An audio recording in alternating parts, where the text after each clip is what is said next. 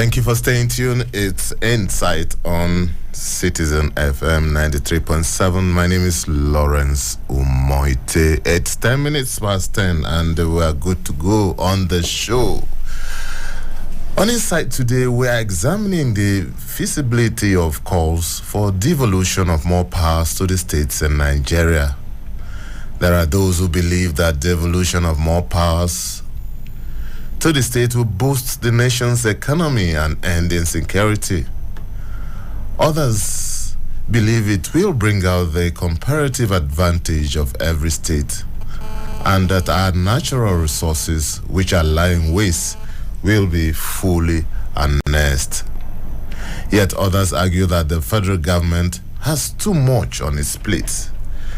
They give the example of the exclusive list, which has over 68 items compared to the concurrent list, where you have about 30 items, and so on and so forth. The argument goes on and on and on. So, on Insight today, we are going to take a look at that renewed call, and my guest is Haruna Haro Zigo, the vice presidential candidate of the People's Redemption Party in the just concluded election. Good morning, sir. Thank you for joining us on Insights this morning. Good morning, Lon. How are you? I am fine, and we really appreciate your intervention this morning. You can be part of this program by joining us on our live stream on YouTube. You can type in Citizen FM 93.7. You can also listen to us online on www.citizenfm.ng. Not forgetting our social media platforms, 3 of them. On Facebook, you can join us at Citizen FM Abuja. On Instagram, at Citizen FM 937, and also on Twitter at Citizen 937. So that's how it's going to be in the next 45 minutes or thereabouts. The renewed call for the devolution of more powers to the states, to be or not to be. Let's start this way. Some school of thought say devolving powers in Nigeria is a necessity and not a choice. I don't know, does this sit well with you? Yeah, thank you very much, Warren. First I'll remind you that I'm from the People's Redemption Party, and one of our cardinal principles is true federalism. So, to run as a vice presidential candidate, it must be something that fits well with me. Because we believe in that devolution of powers to states is really not. We believe that also devolution of powers to states and local government. Oh, okay. Let's move on now. How easy is it, or perhaps maybe I should say, how difficult is it to make this a reality, at least legally? Well, we have pointed out to some of the bottlenecks we have, which you mentioned in the exclusive and concurrent list, which we have so many items on the exclusive list. So, obviously, from that position, it's skewed in favor of the federal, the government and the center. But as it is, it's not an easy task, but it is something that is doable, and that's why we have the National Assembly and make amendments to law. But what is good for the goose is also good for the gander. So as the state wanting more powers, the additional powers, so should they be ready to also give those powers to the local government, because they are the third-tier government. Okay, once upon a time, the states, or well, maybe the regions, were very powerful. And that was before the military intervention of the 60s, 1967. That was when we started having this problem. Now, it's been over 20 years of civilian rule uninterrupted since 1999. in the Fourth Republic. Isn't this enough time for us to go through the process of getting back this powers back to the states and the regions? Is it an last part, please? Repeat the last part of your question, please. Yeah, I said it's over 20 years now, because I started by saying that it was not always like this. The states, there was a time that the states and maybe the regions were very powerful, and they were contributing resources and stuff to the center. But now the reverse is the case. Now, with this call for devolution of more powers, I said we've had 20 years of civilian rule to do this. Why is it taking this long? Well, I think it's the sincerity of our leadership. And you see a lot of problems come around with the division of powers, comes with issues like, what do you call it, comes with issues of sharing, wanting to share of the national cake, especially if it is something found in your own state or domain. And the federal government also does not want to be stripped of its benefits that accrues from being at the center and having everything coming to it, then it shares it back to the state. So I think it's a function of how sincere our leaders to giving that autonomy to the devolution of powers to states and the rest of them. So I think, as we always would say, Nigeria is just one leader away from being a great nation. So we have the right leadership in place. Not one leader, but the right leader, yes, then the right leadership in place. Then we will have the change that we want. So it's not a function of lacking the law being lacking in what it says should be done. It's more a function of are the leaders willing to do it. Oh, well, it's still Insights on Citizen FM 93.7, and my guest is Haruna Zigo, who is the vice presidential candidate of the PRP in the last election. We were talking about devolution of powers. Let's move on to something that's always crops up anytime we are talking about devolution of powers. One of the sore points, so to speak, is local government areas, local government councils. Now, some people have insisted that listing of local government areas in the constitution is even an anomaly. They believe that local councils are what they described as maybe subordinate jurisdictions of subnational governments in all federations across the world. Would you think that this is a point to be noted in this argument? Well, everything we do should be guided by what we as the people agree, and the Constitution seems to be the document that we agree how to run this country. And the Constitution is clear about the position of local government in the federal system. And they are the third tier of government, constitutionally so. So anybody who is saying otherwise needs to go and look at the Constitution and have it changed, amended to meet what you want. But the Constitution is clear.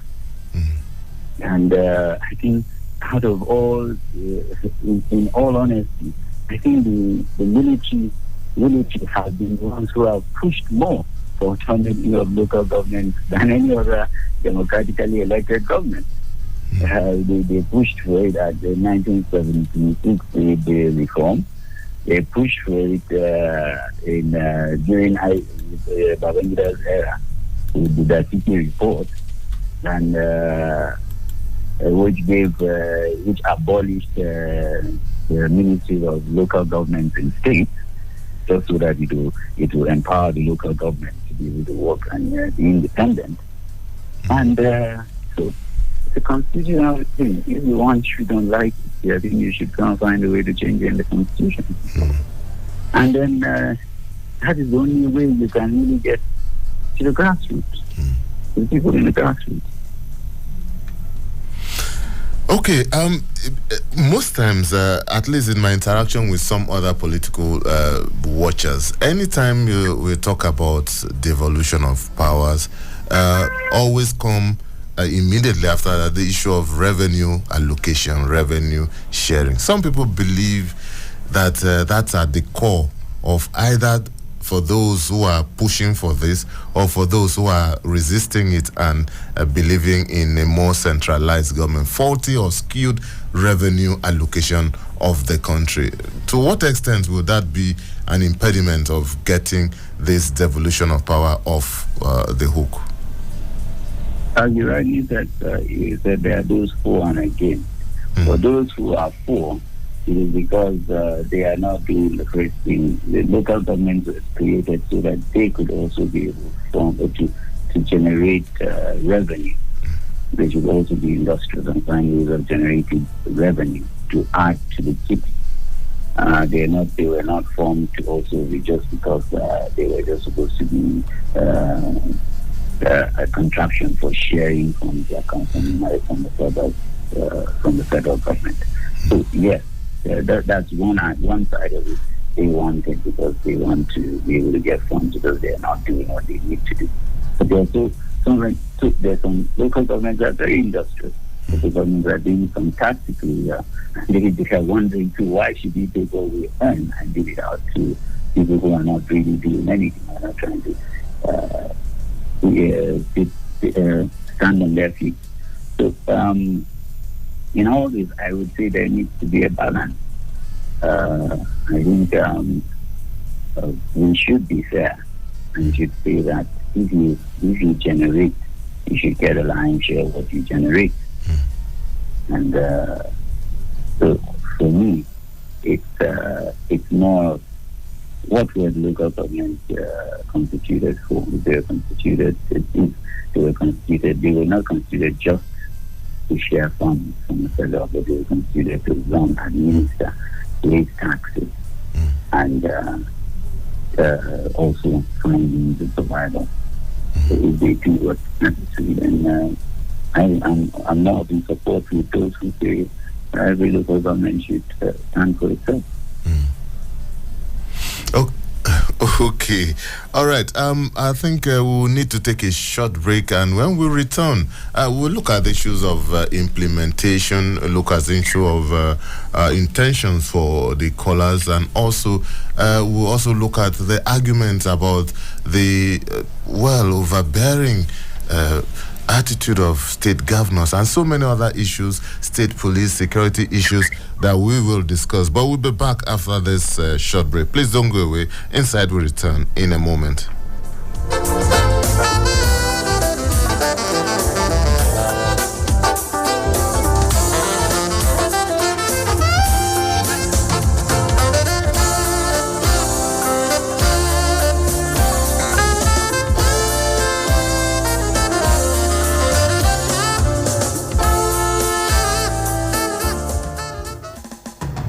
Investigations, special reports, analysis, and breaking news. Premium Times, a leading multimedia news platform, brings to you every minute stories that helps you make informed decisions and hold public officials, individuals, and organizations accountable.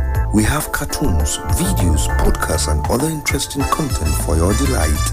For timely update on politics, entertainment, sport, and business, visit our website on www.premiumtimesng.com and follow us on all our social media platforms. Don't miss out. We teach girls shave. Close your legs, cover yourself. We make them feel as though by being born female, they're already guilty of something. So I think right now we have the chance to be heard, and that's why we're doing it. We're all doing it because we're asking to try and elicit change. No woman should sit down and allow a man to speak about her reproductive rights. But it is about opening spaces for other women and not to be seen as token, and that because I'm a woman, I'm only speaking about women at the table. No, I'm speaking about the side of the table that is empty and that women have to be there. So I want us to leave this world better than we found it. And how I choose to affect change is by speaking up.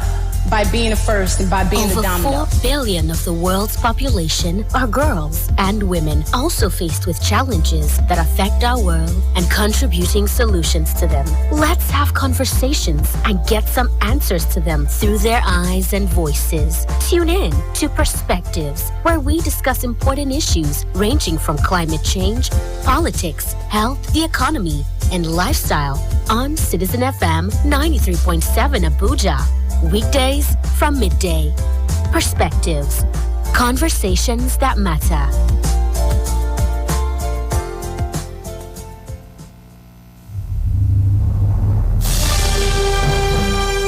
It's the holy month of Ramadan, the month of purity, the month of blessings, the month of love for humanity. Join us on Citizen 93.7 FM Abuja on the program The Message, a time for us to listen and share Ramadan messages to our loved ones live on air. Hosts Aliu Ahmed Adoke, AAA, every Monday to Thursday, 8 p.m. The Message. Be part of it.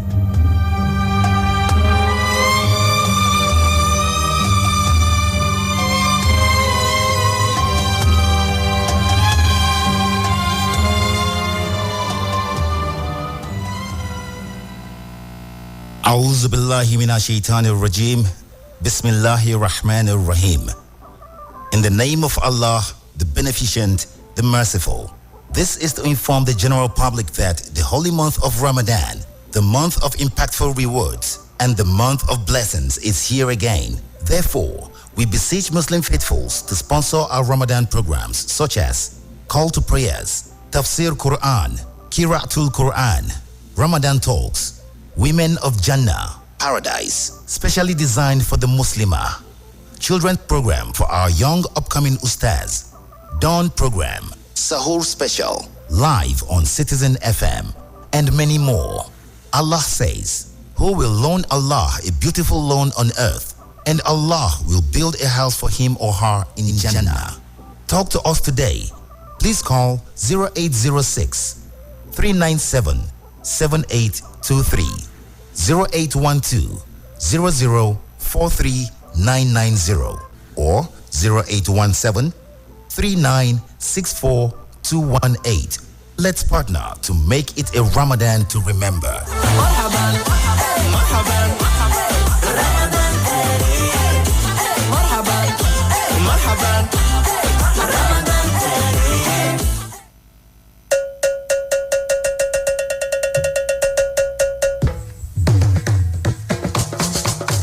Eunanda ni bila kane reni.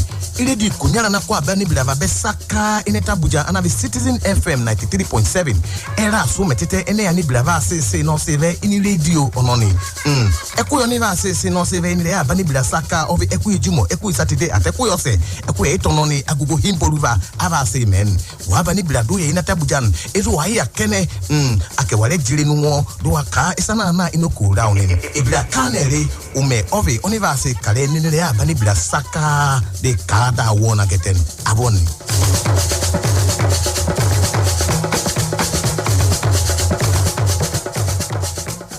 Citizen FM Abuja. Yeah.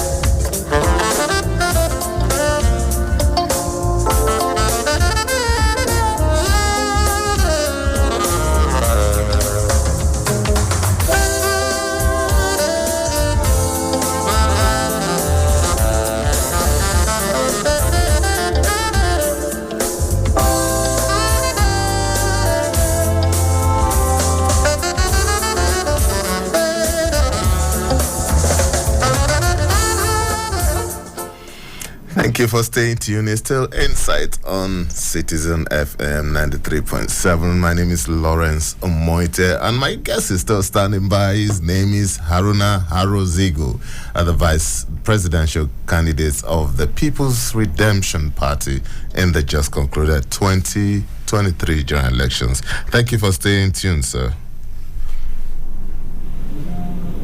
Hello, sir. Thank you for holding on. Hello, Lawrence. How are you? Okay. All right.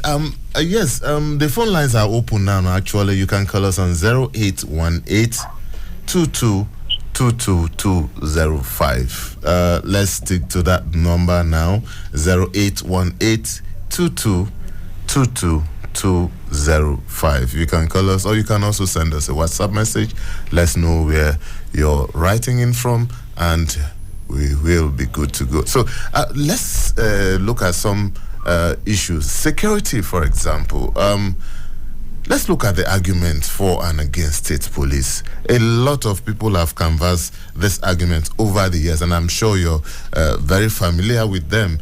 For those who push for devolution of powers, they insist that this will curb insecurity at the local level. Does it necessarily work that way?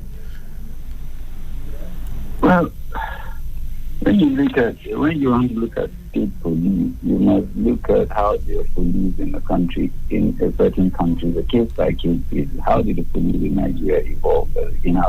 How the police in the U.S., for instance, evolved? In the U.S., I think it was from the county sheriff upwards going to national. In Nigeria, it was started by the colonial masters to help in administering the nation. So we have always had a central police system. One of the few times it was attempted during, I think, the First Republic, political opponents used it against themselves. So that is a story about the state police. So state police is a dicey topic.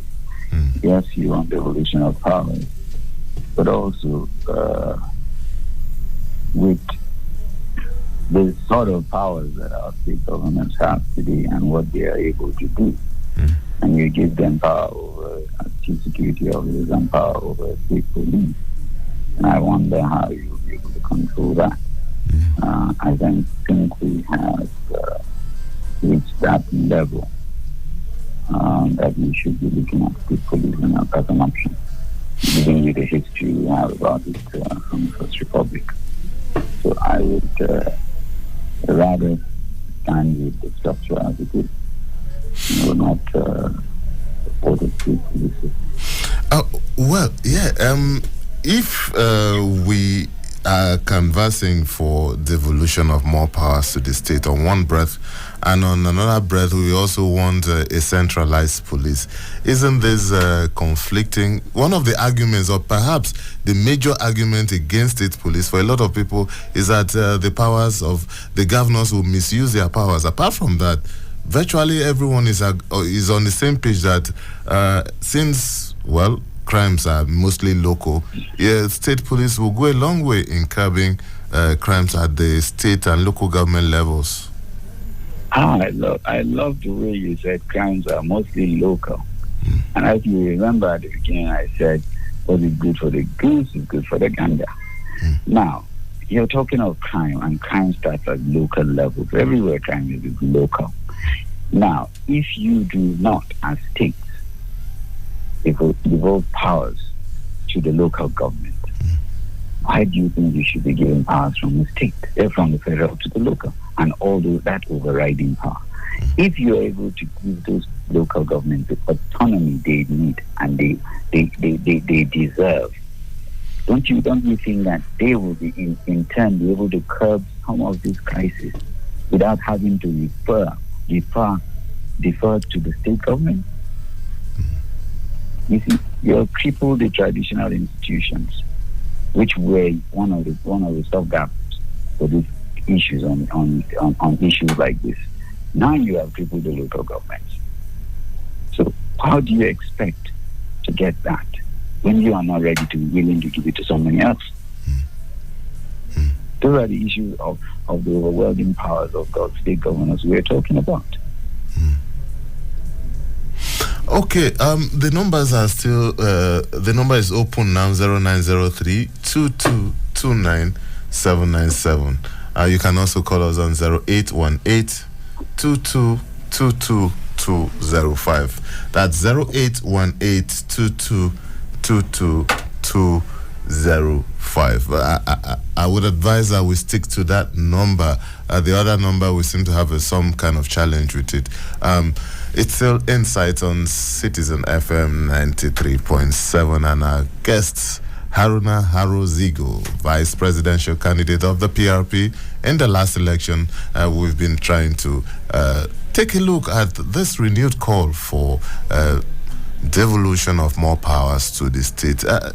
Let's move on to another argument that has over the years dominated these calls, and some people insist that devolving more powers to the state is going to bring governance closer to the grassroots.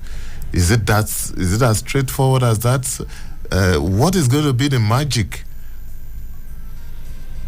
I think when we talk of the devolution of powers to the state,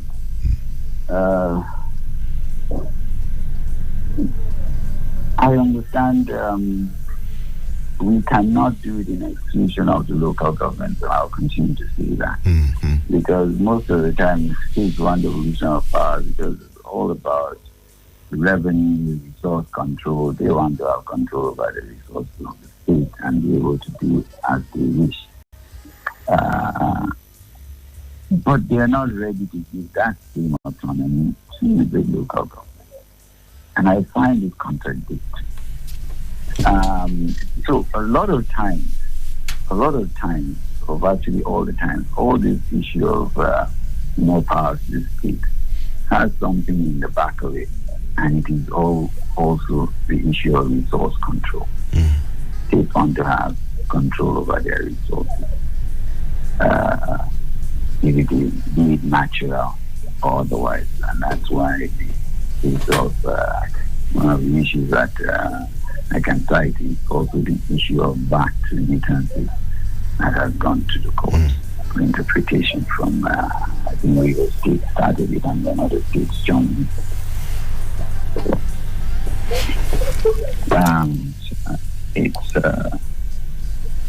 It's right to ask for more power to the states, but the states we should also have, because I think the real level that affects the ordinary man is at the local level, local government level. So we cannot talk about devolving powers without talking about local government. Okay. And when we start doing that, we start getting the effects. That means if you're asking for state police, then you should also be thinking about local government police. See, because you can't have it only one way. Because the same problem you are saying you don't have control over your police because it's controlled by the federal government. It's the same thing tomorrow the local government will say he doesn't have control over his police because it's controlled by the state. Okay, I also assume that devolving more powers to the state will also mean more responsibilities to the state, and that brings to fore this argument for and against the powers of the state governors. Now, the state assembly, the legislature in the state, are supposed to hold the executive arm of the government in the state to account. If more powers are given to the states, does that automatically translate to also more powers to the state assemblies to do this function, oversight functions over the executive?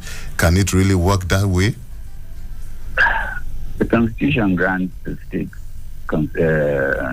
state assemblies constitutional powers over what happens in the state. So it's a constitutional issue. It is what we said, the overbearing nature of governors on the legislature, because they tend to control, they used to control their funds, and they tend to also find other ingenious ways of keeping the state assembly in check, either by being able to control the House when it comes to who is becoming the Speaker or replacing a sitting Speaker, and otherwise. When we talk about the powers to the state, the state has already to itself more powers than it needs to. It has taken the powers of hiring and firing local government staff. It has taken the powers of primary school teachers and employment and whatever. It has forced on the local government a joint account, JAC account. So even without giving them powers, they are taking powers, resource powers from the local government. So what powers are they looking for? Even though, because you're saying they have more burden, a much larger burden on them. The one they were supposed to take off themselves, they have the ones that were taken off of them by the local government, that supposedly they have refused to take them off. They have brought them on top of them, on themselves. So I don't think they want that. They just want power so that they have more revenue, so that they can control the resources of the state completely unlimited. Okay, the number to call is 0818-2222-205. All right, I think we have a call. Let's see. Okay, we lost that. You can call back 0818-2222-205. My guest is Haruna Haru Zigo, vice presidential candidate of the PRP in the last election. And we are looking at this renewed call for devolution of more powers to the state. Now, there are people, political scholars, who believe that at the heart of this campaign should be politicians like yourself and others taking a second look at internal democracy in the polity, respecting rules of the game, respecting rules of political parties. And this is when the devolution of powers, this is when more powers will make meaning at the end of the day for the good governance of the country and the states.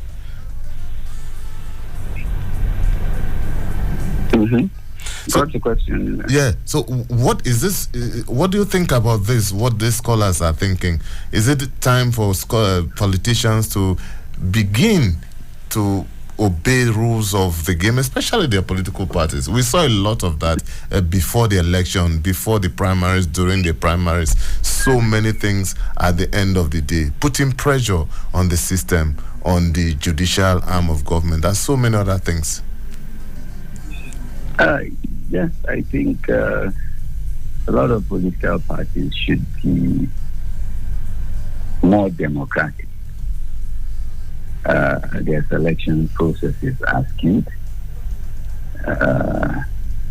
People buy their way into leadership of EDC. Hello, are you there? Yeah, we can hear you. Yeah. So I think the process, as you rightly say, must start from the parties themselves.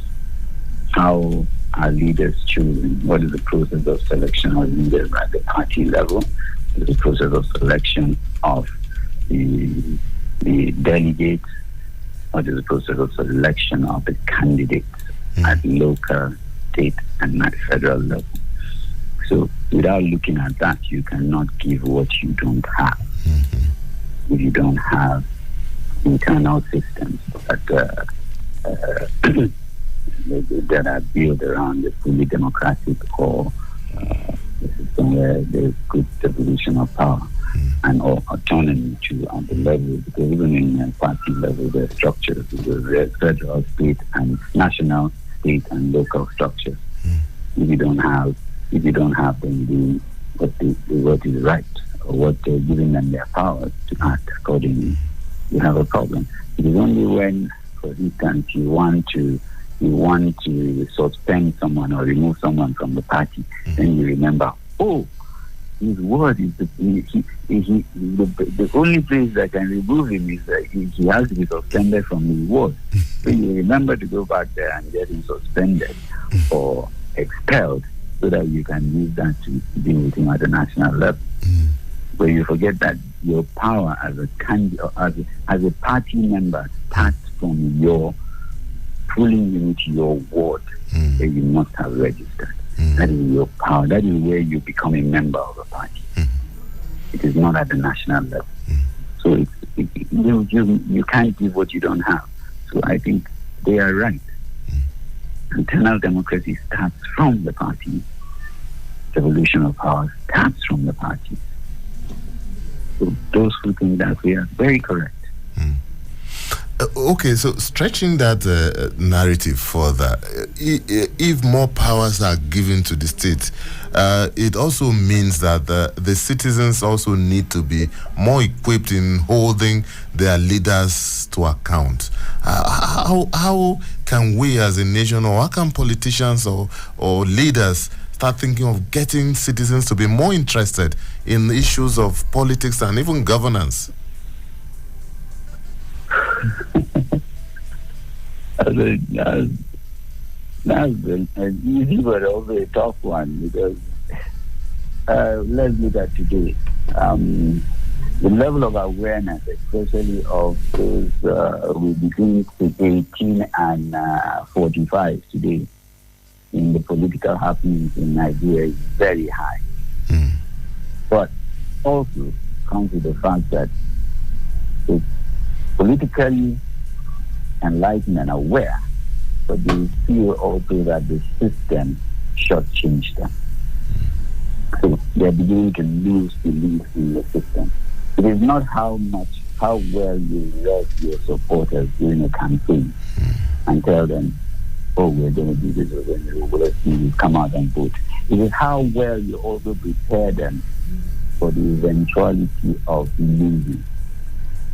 So it's not, politics is not about winning, but it's about the process. A friend of mine always says, politics is a long game. It's not a short game.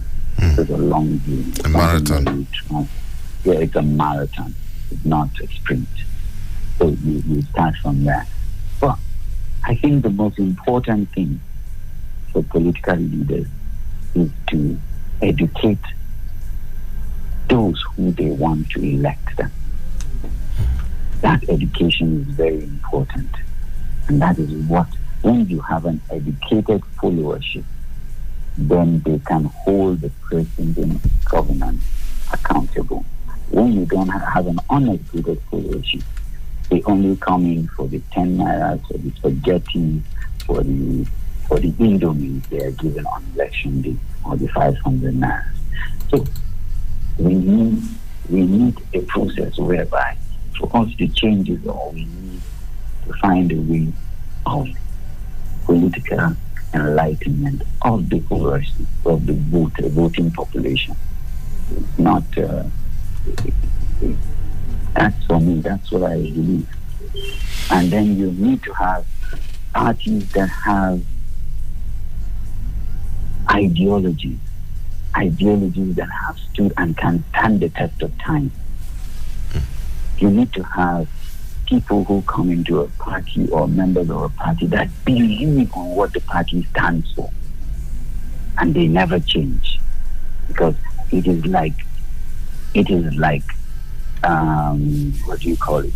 It's like the constitution of your party, which is its ideology, should be like your Bible or your Quran, something you stand for. It is what you believe in. So if you go to a party, you should go to a party that is principled, appeal to what you believe in. Okay, we are gradually winding down, but let's touch on these issues. To some people, it might be somehow sensitive. Some people argue that, with more powers devolved to the state, it will actually curb this secessionist agitations by different groups and different regions. But others, some people warn that, hold a minute, if we're not careful, if more powers, too much powers are given to the state, it might even actually encourage this. Which school of thought do you belong to? I believe in the school of thought because I'm Nigerian, and there are examples. History is replete with examples of those who devolution of power has also caused the breakdown of this country. Countries, for example, is Sudan, not too far away from us. But Nigeria has tried this out. And for some odd reason, we are still standing. And when you find out this agitation, these agitations are for more involvement in how I rule my group, how I choose my leaders and the rest of it, and also the control. In the PRP, we believe in the state control of the commanding heights of the economy. That means we believe that the state should have a say. The federal government should be a major regulator of the major assets of the country. So they should regulate it. So it is not that they should leave it in the hands of the state. But the state should, in turn, that produce them should benefit from it. And it is that lack of benefit from what you have, or the feeling of being sidelined, that makes people agitating or calling for secession and the rest of that. So I believe in the evolution of power, but I believe that the system should be fair, and those powers should be fully, the devolution should be full, not devolution to state and forgetting about the local government. The agitators are local. They come from local government. They come from local areas. And so we should give power to those levels. And as I said, I repeat, I think the military has done more for this devolution of power, especially to the local government, than any other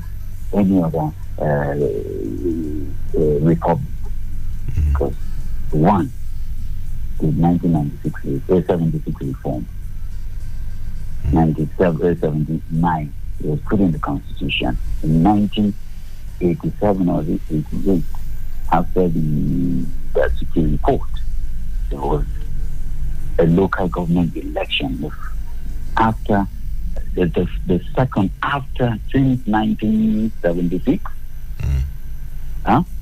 there was that. Now, that was in a process of trying to divulge power from the federal, state to the local government.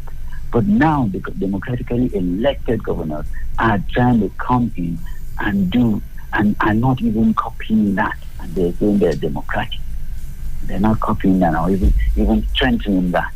More or less, governors are now using flimsy excuses, the same excuses that should apply at state level, using that corruption and maladministration to say they have quashed a local government or an election or local government administration because of corruption and the blah blah blah. Using power and fear to do those things. If they want to do that to a third tier of government, why are they against them? The first tier, which is the federal, should also do that to them. But it doesn't happen. So I believe in the devolution of power. So I think we should work towards it, because that is the only way you can really curb this secession extended. All right. Before I allow you go, the polity has been somehow heated up after the elections. You took part in the presidential elections. Results have been announced, winners have been announced, and those who disagreed with the result have headed to the tribunal. But on the media space since then, there's been so much from political players, from citizens. In fact, even the DSS had to come out with a warning that there were real verifiable security intels that people were actually planning to scuttle the swearing-in ceremony. What would be your message to your colleagues and even to Nigerians as we move ahead? Well, my message to Nigerians, I will take from message from my principal, Kola Abiola, who said, yes, the election was replete with imperfections. and a lot of under-the-table deals. But it has come and gone. And as a statesman, you should look, and a patriot, you should look at every way you can keep the country one. So, on the basis of that, he and myself have said, not necessarily because we agree with what happened, but we will abide with what has been said. In that way, we are saying, yes, we will abide by the results that were announced, not necessarily because we believe it is correct, but because that is what is official. The parties who are not willing to abide by it have the liberty to go to court. We have not gone to court on the national election, as the presidential election. We are going to court on other issues, on other elections. We have not gone on that because, number one, we are not. Second or third, we do not want to bring about the type of judgments that were of the Imo State governor. So we are not going to court, or we have not gone to court. But we are saying those who are feeling aggrieved should go to court and remain in court and try as much not to overheat the polity. The polity is overheated as it is. They should do as much because you want leadership to lead a people. You must have people to lead when you become a leader. So you do your best to control your emotions and your utterances so we keep this country one indivisible nation. That will be what I have to say. All right, thank you so much. We'll leave it at that. Haruna Haru Zigu, Vice Presidential Candidate of the People's Redemption Party in the last election. Thank you so much, sir, for your interventions on Insight. Thank you very much. Have a nice evening. And you too. That's our package on Insight today. The program returns on Monday with another edition. My name is Lawrence Umoette. Up next is News on the Hour, and after that, Premium Times Half Hour. Please don't go away.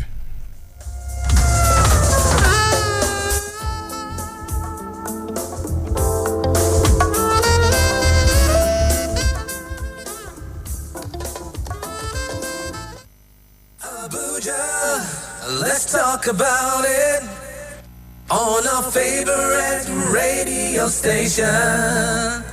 Talk to us on 93.7 Citizen FM. Investigations, special reports, analysis, and breaking news. Premium Times, a leading multi